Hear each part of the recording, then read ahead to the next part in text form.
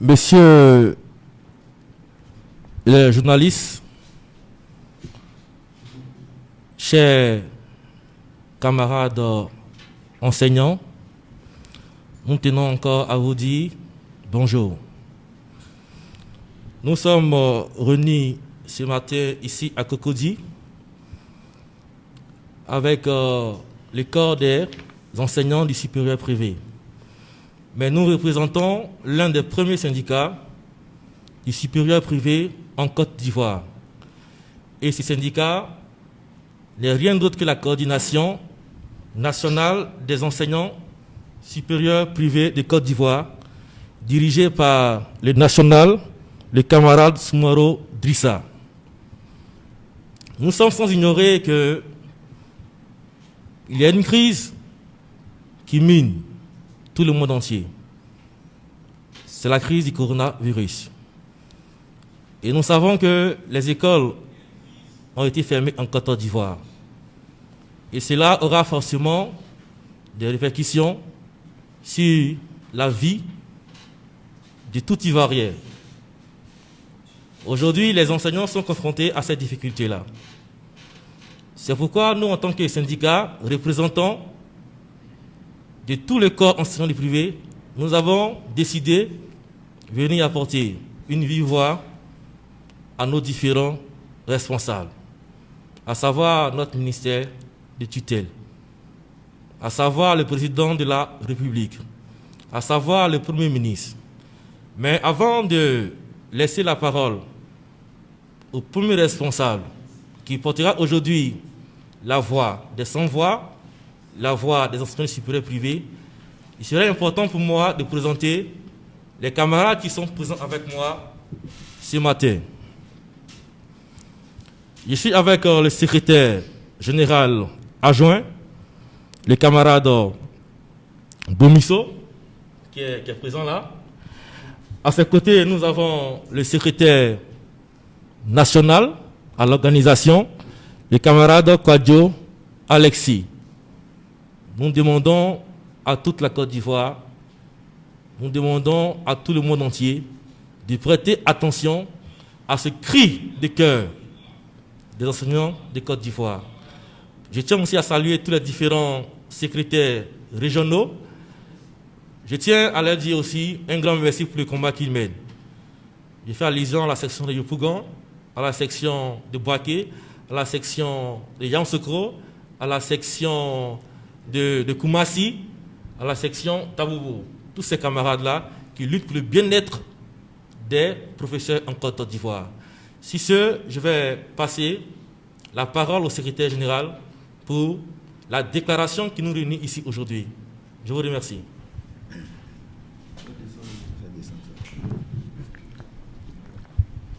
Déclaration de la CNESUP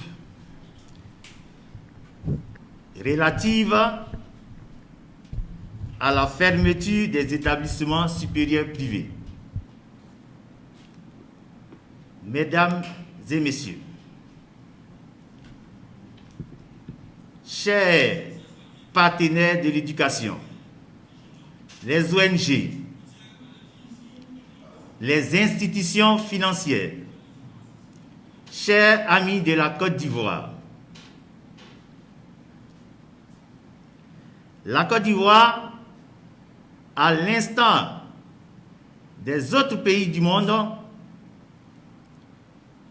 est victime de la maladie à coronavirus, appelée encore Covid-19. Cette pandémie, véritable catastrophe sanitaire,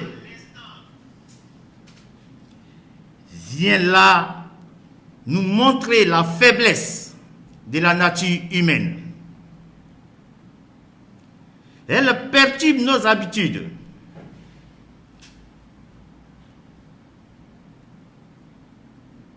Et elle perturbe également notre épanouissement. Face à cette pandémie, l'État de Côte d'Ivoire a pris des mesures barrières, d'ailleurs que nous saluons, pour éviter la propagation de la maladie. Depuis le lundi 16 mars, nous constatons que les écoles sont également fermées.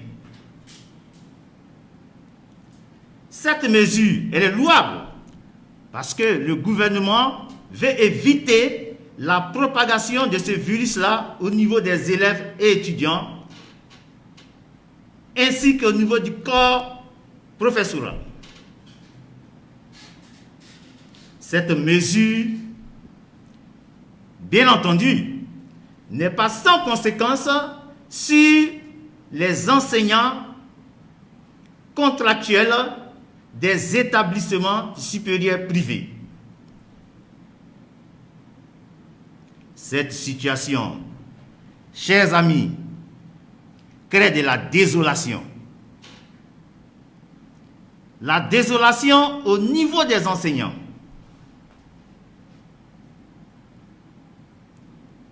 Parce que ceux-ci, non seulement les fondateurs, certains fondateurs ont jusqu'à 4 voire 5 mois de non-paiement de leurs honoraires.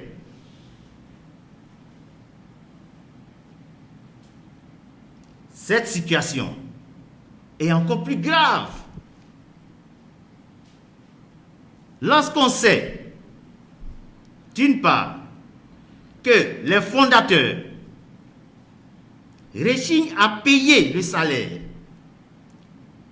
de nos collègues, comment pourront-ils réussir le confinement tant désiré par le gouvernement?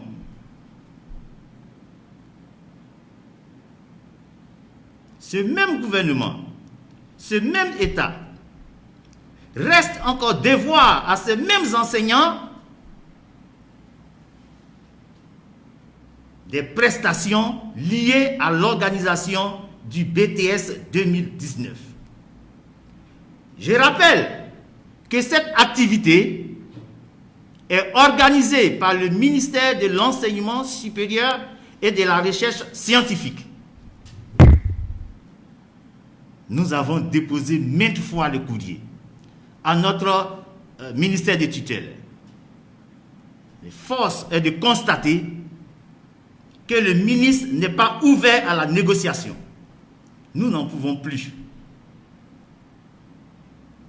Nous n'en pouvons plus. C'est ainsi que nous, enseignants du supérieur privé de Côte d'Ivoire, nous nous sommes réunis dans la coordination nationale des enseignants du supérieur privé de Côte d'Ivoire de manière solennelle pour solliciter ici l'aide du gouvernement en ces points qui suivent. Premier point, le paiement intégral et sans délai des indemnités liées au BTS 2019. 2. La prise en charge au niveau social de tous les enseignants du supérieur privé dans la mesure d'urgence du gouvernement. 3. Accorder des subventions aux enseignants du supérieur privé en cette période de Covid-19. 4.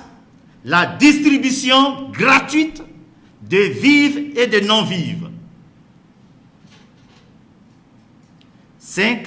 Enfin, nous sollicitons une audience auprès du Premier ministre, chef du gouvernement,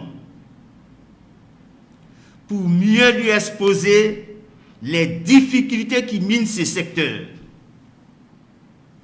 Assorti, bien entendu, des solutions concrètes, idoines, avec un livre blanc Enfin, nous allons demander à l'État de Côte d'Ivoire de repenser, de reformuler ce secteur. N'oublions pas que nous formons des techniciens, nous formons des ingénieurs. Et ce secteur est dirigé actuellement à plus de 85% des enseignants du supérieur privé.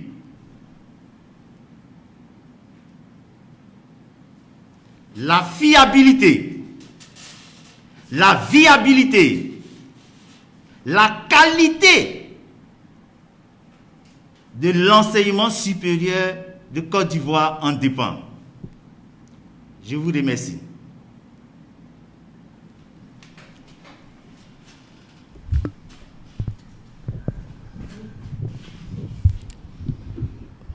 Nous tenons encore à vous dire merci pour votre attention. Et sans plus tarder, nous allons simplement passer aux questions et prendre 3 questions. Nous voulons prendre 3 questions. Et monsieur Aoli du modèle. C'est ça, du modèle. D'accord. Donc, voilà le micro, tenez.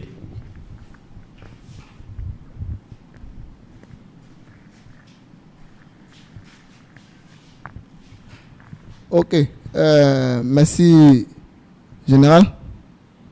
En dehors de cette déclaration, avez-vous prévu d'autres stratégies ou actions pour amener l'État à pouvoir répondre de vos préoccupations? Bien entendu,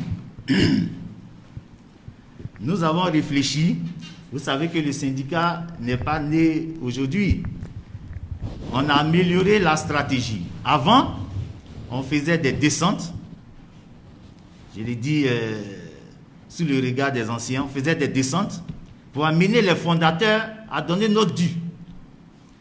Maintenant, eu égard à cette situation de Covid, c'est vrai que nous ne pouvons pas toujours faire des descentes, mais nous pouvons faire aussi des sittings rapides, juste pour attirer l'attention. Nous avons envoyé des courriers aux différents ministères. Nous sollicitons actuellement des audiences. Nous sommes des responsables.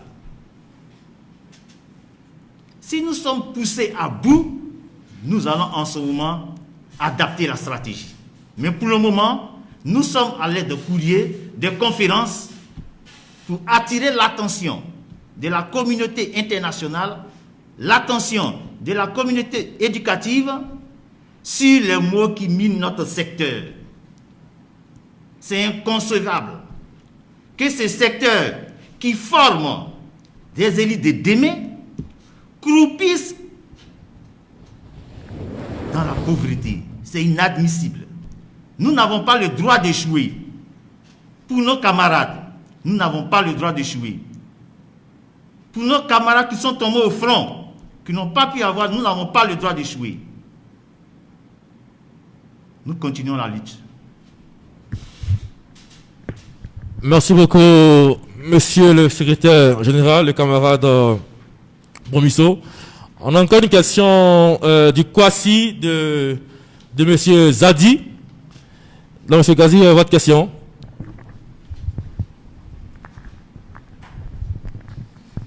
Alors, Général, merci pour, on va dire, l'égrenage de vos préoccupations. Ça, c'est un.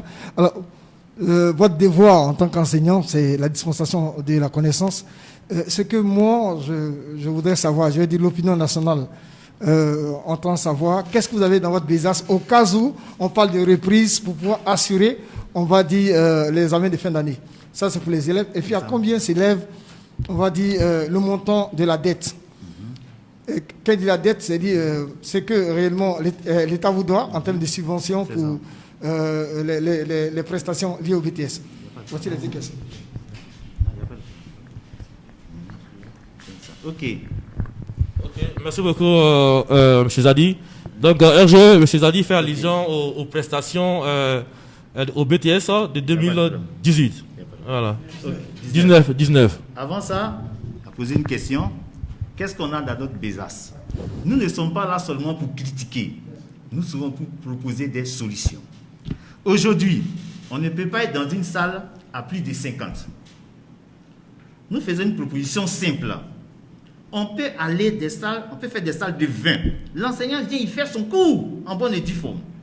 On crée des mesures barrières toujours. Ça évite que nos apprenants soient laissés pour compte, puisque actuellement, on ne parle même pas de cours en ligne au niveau du BTS. On ne va pas rester dans cette léthargie. On peut faire des salles de 20 personnes.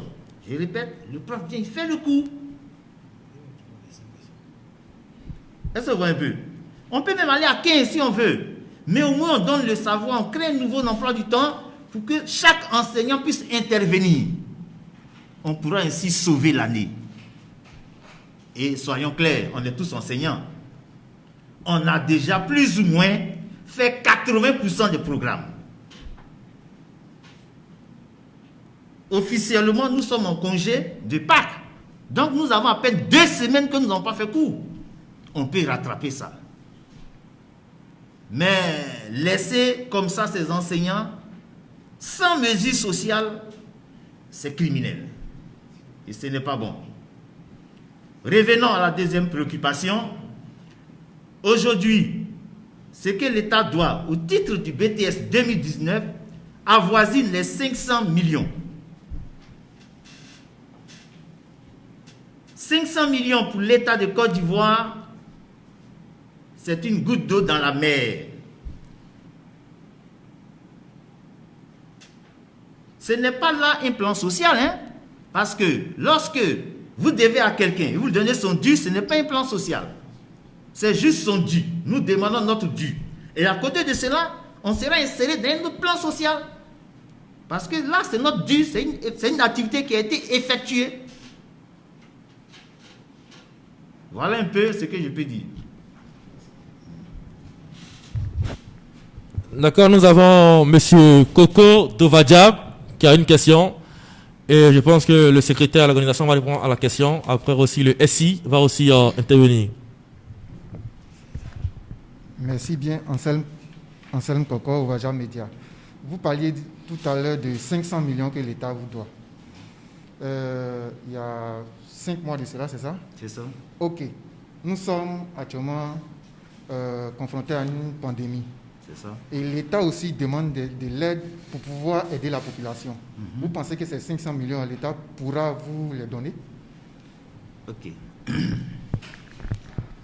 Je tiens à attirer l'attention des uns et des autres que ces 500 millions figurent dans le budget. Voilà. Donc c'est déjà là. C'est une activité qui a été déjà effectuée l'année passée. Ce n'est pas une activité qui a été effectuée cette année. Je parle bien d'une activité qui a été effectuée l'année passée. Les soutenances, le BTS, je veux dire la correction, etc., etc., les secrétariats, les propositions de sujets, tout ce qui englobe sous l'organisation du BTS 2018. Nous demandons ici le dû de l'organisation du BTS 2018. 2019. Donc, ça figure déjà dans le budget. On est en droit de réclamer cela. Pour nous-mêmes, on est en droit de réclamer cela. Vu la situation, nous avons aussi besoin de ça pour soulager nos familles, pour soulager également nos frères et sœurs. Parce que nous sommes tous parents d'élèves.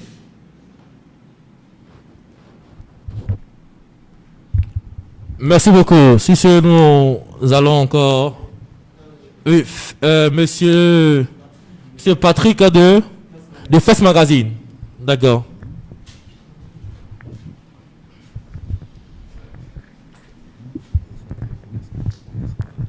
Bonjour.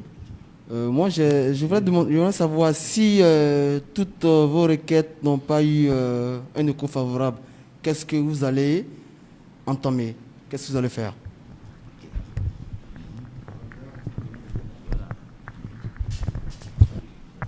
D'accord, merci. Donc, SGA, allez-y. Ok. Nous ne pouvons pas mener une lutte et croire que l'État de Côte d'Ivoire n'aura pas une oreille attentive à nos cris. nous espérons, nous souhaiterons trouver une issue favorable à l'organisation du BTS et à toute intervention au niveau de l'enseignement supérieur. Nous sommes clairs. Si nous n'avons pas notre dû, il n'y aura aucune activité liée au BTS en Côte d'Ivoire. Même s'il manque un copain, si on a un enseignant qui n'a pas eu son dû, il n'y aura pas de BTS 2020 en Côte d'Ivoire. Ça sera désolant, mais nous serons obligés d'arriver jusque-là. C'est pour éviter ça que maintenant nous faisons des conférences de presse, nous envoyons des courriers pour interpeller l'opinion internationale, l'opinion nationale, nos partenaires éducatifs à ces réalités que nous vivons. Aujourd'hui, l'enseignement supérieur en Côte d'Ivoire est une chance. En même temps, c'est en même temps un orgueil pour nous. Vous voyez, dans la sous-région, l'organisation au niveau de l'enseignement supérieur est différente. Pourquoi nous ne pouvons pas tricher sur ce qui s'est fait au Sénégal, au Bénin, etc., etc. Nous pouvons le faire. Qu'est-ce qui s'est fait là-bas? Les enseignants, n'est-ce pas, sont payés sur, si vous voulez, la dette que l'État doit aux fondateurs. De telle sorte que dès que chaque mois arrive, l'enseignant se présente là et il reçoit son dû. Il n'y a pas de grève là-bas. On peut faire ça ici. C'est pourquoi il dit qu'il faut qu'on réforme ce secteur-là. On forme les cadres de demain. On résorbe le chômage. Et nous sommes laissés pour compte. Pourquoi? Ce n'est pas juste, ce n'est pas bien. Il faut que ça change. Bon, excusez-moi. Dans le cas où l'État vous appelle pour dire qu'on n'était pas la guerre, après cette pandémie, on va être. Bon, on n'est pas encore là. Laissez qu'ils nous appellent d'abord et qu'on va se réunir au bureau national et on va aviser. C'est bon. Donc, mesdames, messieurs les journalistes, chers camarades des différentes coordinations, nous tenons encore à vous dire merci pour votre déplacement. Et si nous voulons, si le Ben n'a pas quelque chose à dire, les différents camarades, le SO, un mot à dire, un mot. D'accord, le SI national. D'accord. Donc, s'il n'y a plus rien à dire, nous allons simplement clore cette conférence et vous dire à très bientôt pour d'autres revendications. Merci beaucoup. Merci. Nous vous remercions également. Vous êtes déplacés. Vraiment, nous comptons sur vous pour relayer nos préoccupations. Parce qu'on souffre beaucoup dans ce milieu. Je vous remercie. Merci.